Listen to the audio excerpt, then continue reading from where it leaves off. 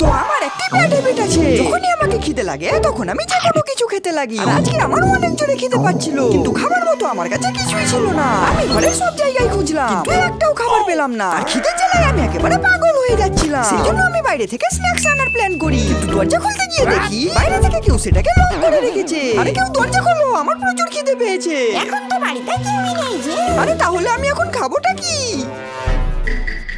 আরে তুমি আবার আমাকে খাওয়ার কথা ভাবছো নাকি জি? হ্যাঁ, তুই ঠিকই ধরেছিস পান্ডা। এরপর আমি একটি চাকুর সাহায্যে পান্ডাকে খাওয়া শুরু করি। আরে আমাকে খেও না প্লিজ, আমাকে ছেড়ে দাও জি।